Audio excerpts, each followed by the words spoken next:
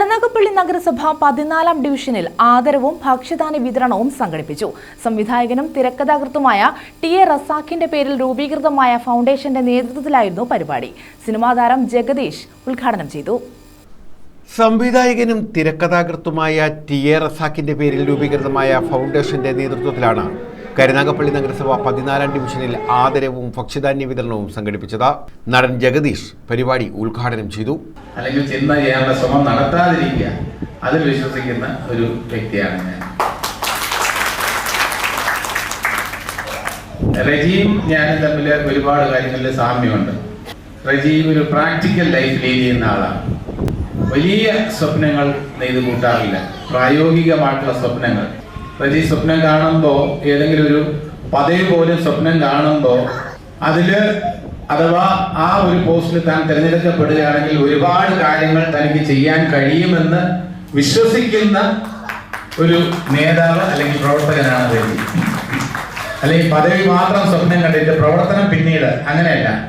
നിങ്ങൾക്ക് തന്നെ അറിയാം, നിങ്ങൾ തന്നെയാണ് ഏറ്റവും വലിയ സാക്ഷ്യപത്രം. ഒരുപാട് നല്ല കാര്യങ്ങൾ ചെയ്തിട്ടുണ്ട്. ഏറ്റവും നല്ല ഉദാഹരണം എന്ന് പറയുന്നത്, ജീവിച്ചിരിക്കുമ്പോൾ ടി.എ. റസാഖ് എന്ന അതുല്യ പ്രതിഭയോട് ആദരവ് കാണിക്കുക, സ്നേഹം കാണിക്കുക, നമുക്ക് മനസ്സിലാക്കാം.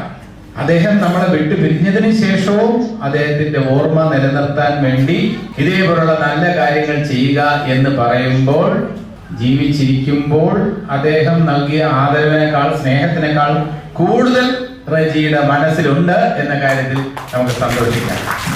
കരുനാഗപ്പള്ളിയിൽ വിവിധ മേഖലകളിൽ മികവാർന്ന സേവനം നടത്തുന്ന ഉദ്യോഗസ്ഥരെയും പൊതുപ്രവർത്തകരെയും ആദരിച്ചു.